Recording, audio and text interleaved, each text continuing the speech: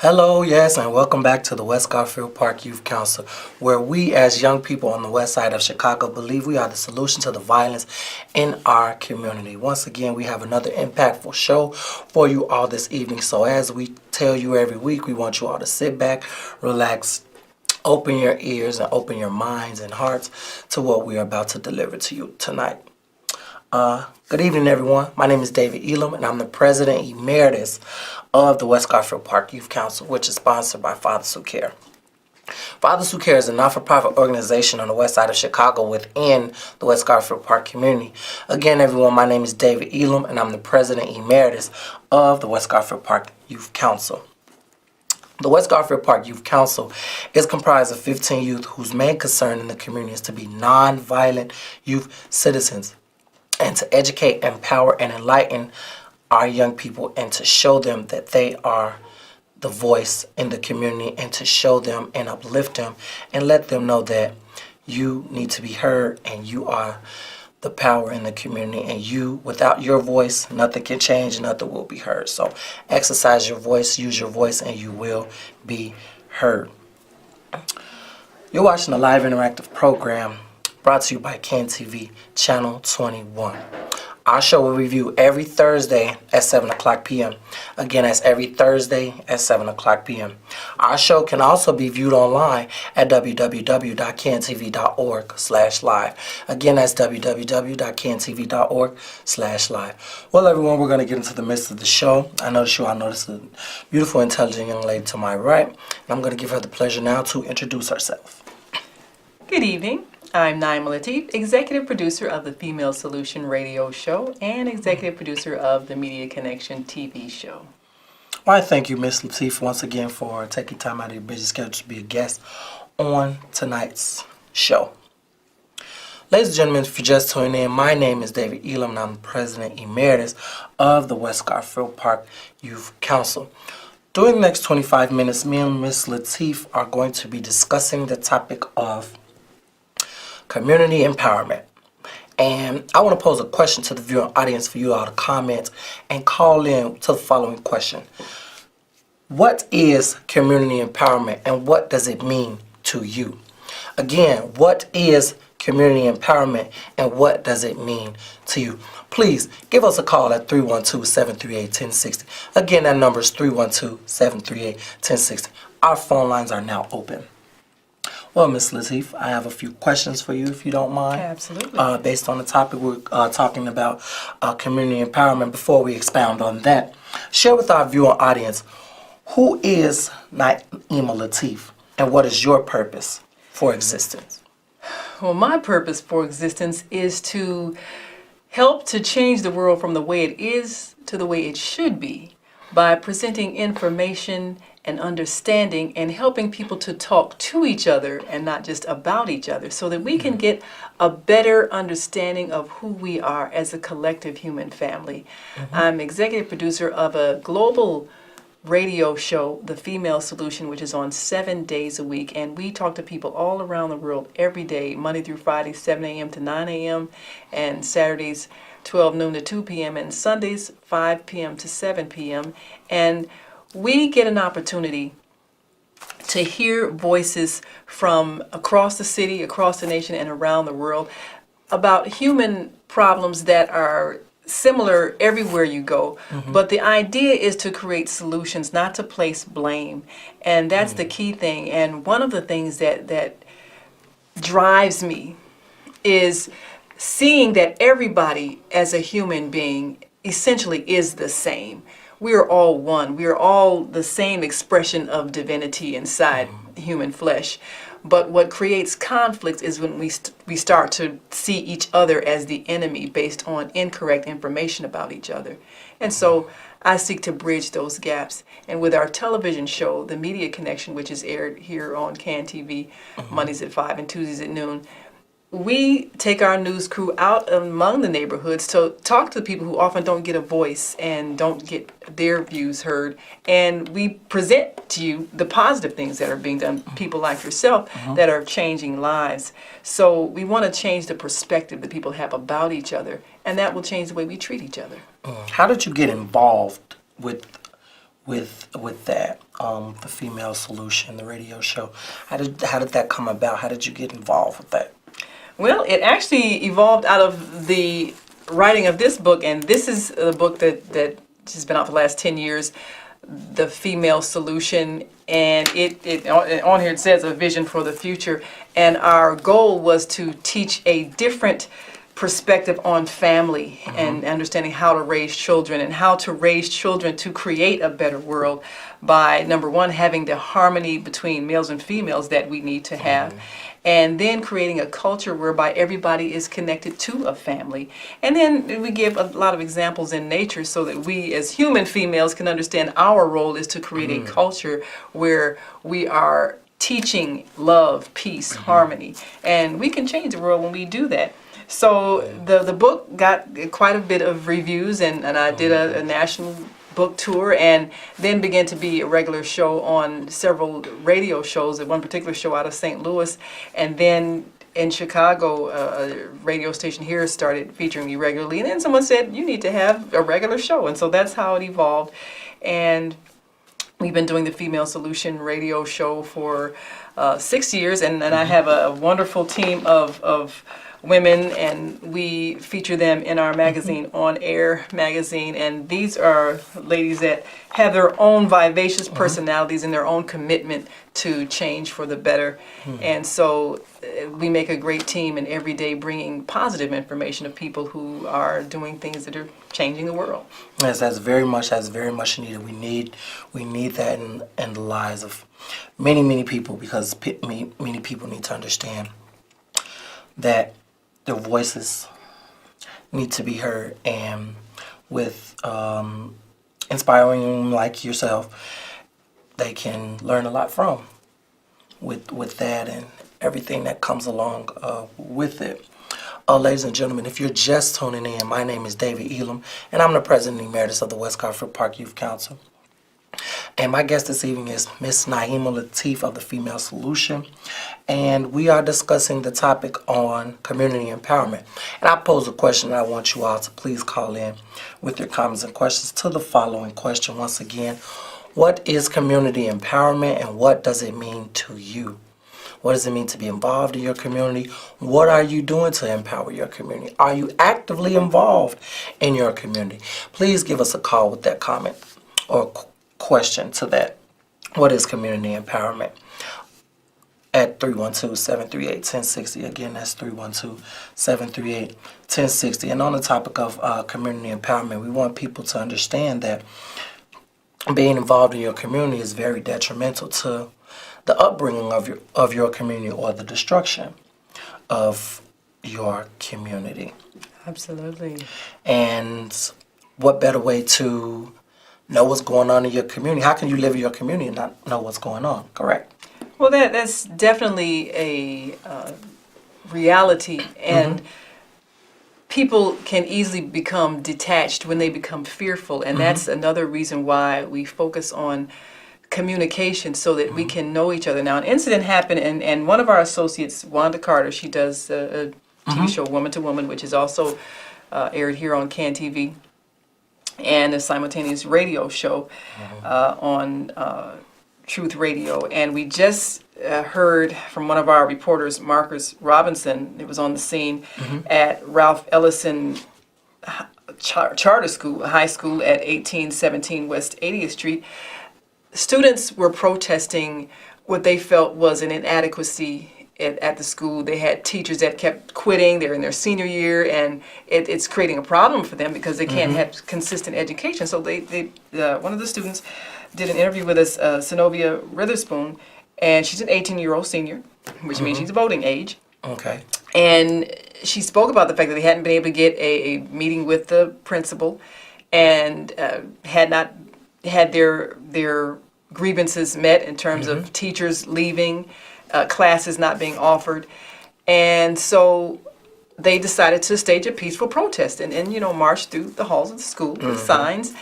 And the dean of students actually said, well, if you don't get back to class, we're going to call the police. And they said, well, no, we're going to protest because we want our voices heard. And so they went from the bottom floor to the top floor, the third floor, and came back. By the time they came back down to the first floor, the dean had called the police, and they said about 20 police showed up, 10 police cars. And as she told this story, I'm naturally Yes, and welcome back to the West Garfield Park Youth Council, horrified, where we as young people on the west side because of Chicago believe we are the solution to the violence.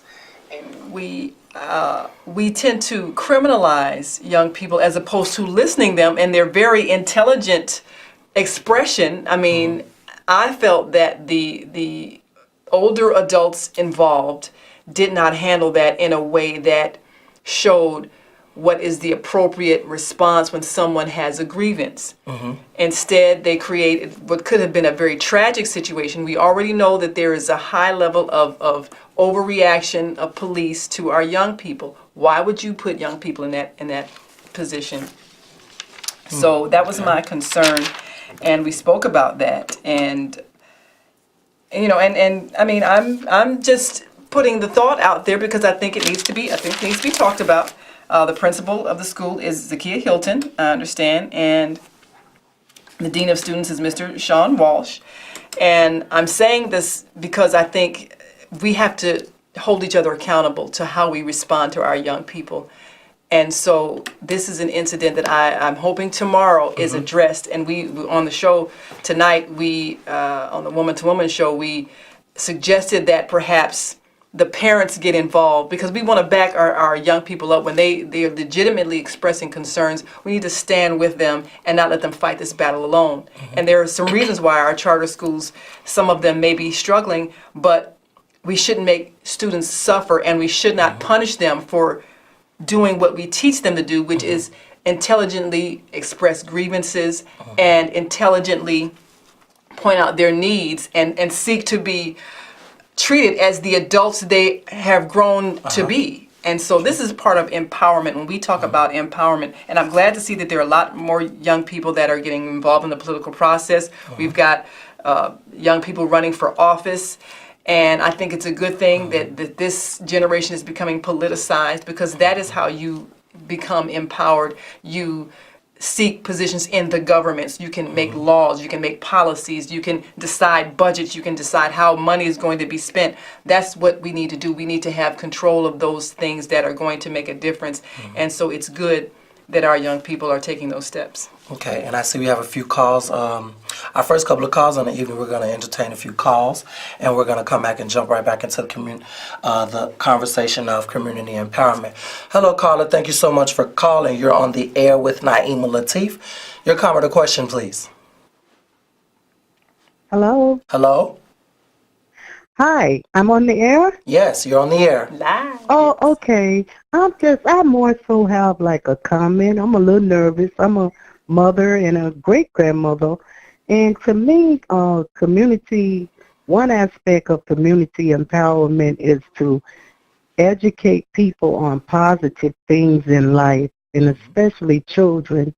Some kids come from families where they don't know what the norm is, so they venture out and they get in trouble, or they end up going down the wrong path. But to me, if they were educated on positive things in life, and even if they do go down the wrong path and make a mistake, they can differentiate what was right and what was wrong, and then at some point in their life, they could turn around, So I think empowerment, introducing especially youth to positive things in life, that they could actually, get off to a better start in life, and hopefully everything will work out for them. It's just a comment or something that I just feel, when you introduce someone, I feel like if a child or a young adult or a person that's never been introduced to the right way, the only thing they know is the wrong way, to go. So I think if they were empowered with more positive things in life, that they could achieve more. Oh, So that's my comment. okay. Next caller. Hello, caller. Thank you so much for calling. You're on with Naima Latif. Your comment or question, please. Yes, good evening. This is Miss Griffin, the senior citizen who loves my West Garfield. How you doing, Miss Griffin? Excellent. The young lady that you have with you She's very knowledgeable of the city. I remember her when I worked for the city of Chicago. Oh. We are in the great beginning. We are allowing these young adults to be the now generation.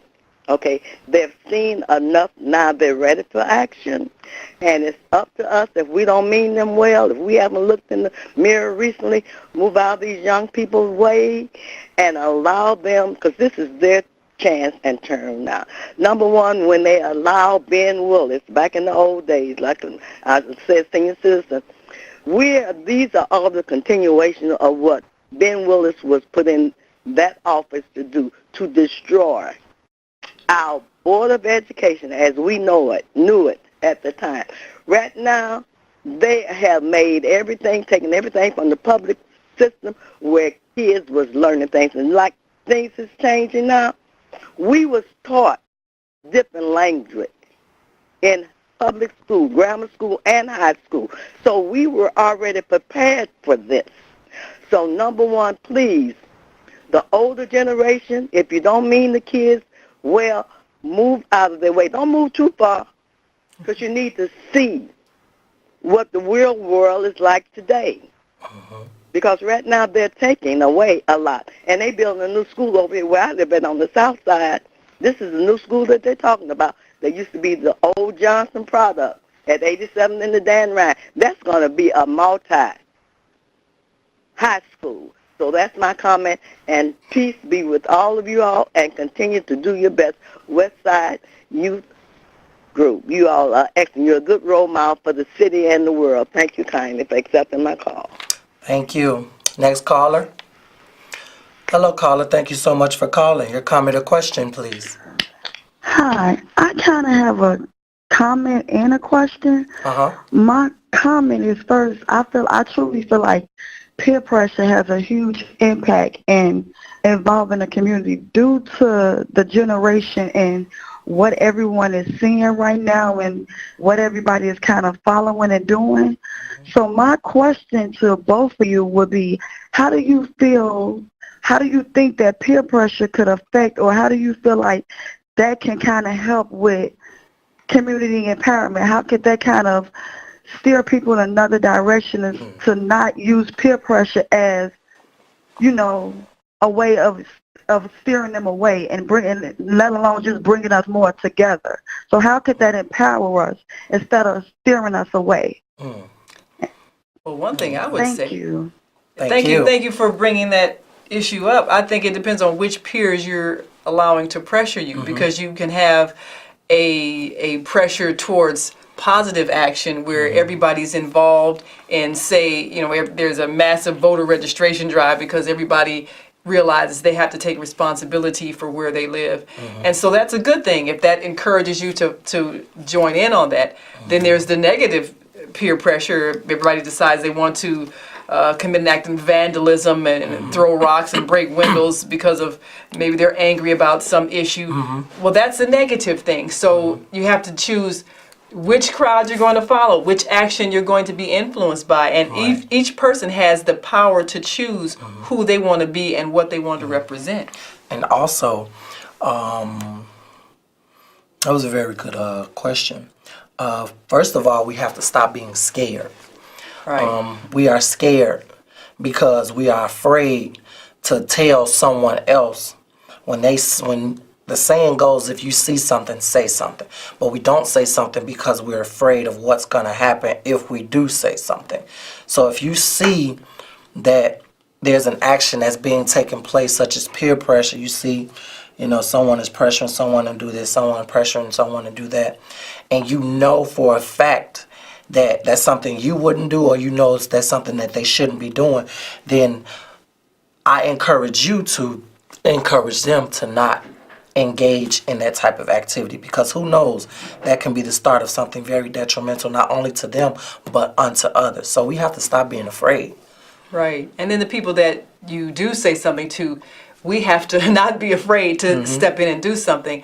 I think that it's very critical that those who are either in authority, whether they be parents, teachers, law enforcement, whatever it is, you have to have integrity and you have to stand by the person who has chosen to come forth. Don't just leave them out there by themselves, because otherwise that's what keeps people afraid. So we have to form a united front, those who are standing for good, so that the good is stronger than the not good. And that way people won't be afraid, because they won't feel like they're going to be left out there alone if they say something.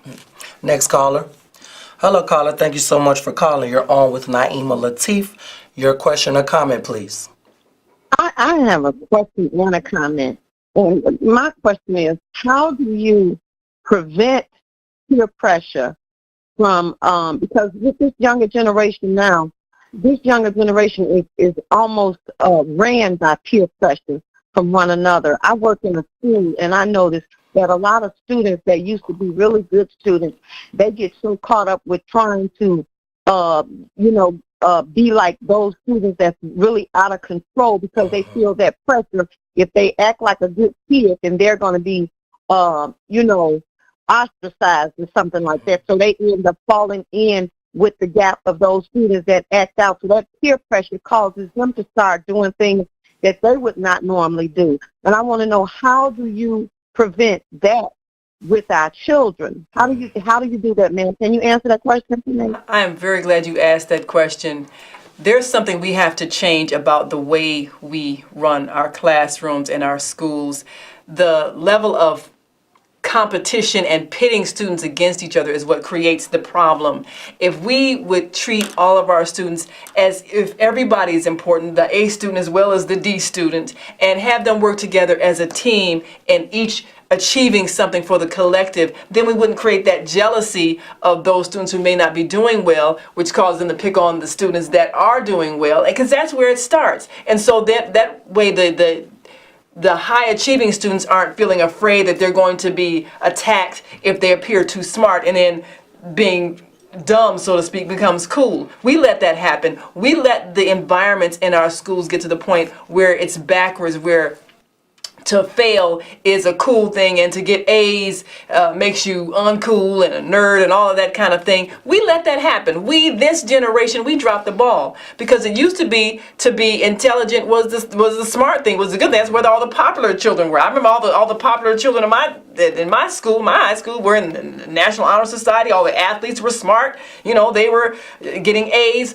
We somehow allowed the idea that to be a good student is not the popular thing. But we can change that by not making those who are struggling academically feel like they're excluded, or they're not going to get praised. We need to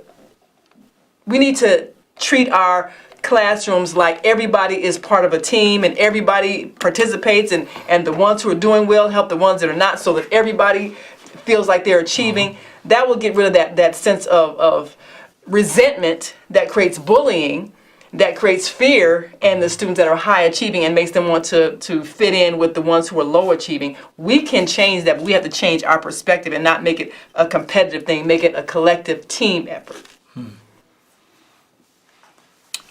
I agree 100%. Just like on a basketball team, if everybody, even though there's a top scorer, but you want everybody to do well because it's a team. If the team wins, when everybody does well, so we need to have the same way that we treat our academic atmosphere, our classrooms. We have to make it a team, and not one person way up here and the other person gets ridiculed because they're struggling.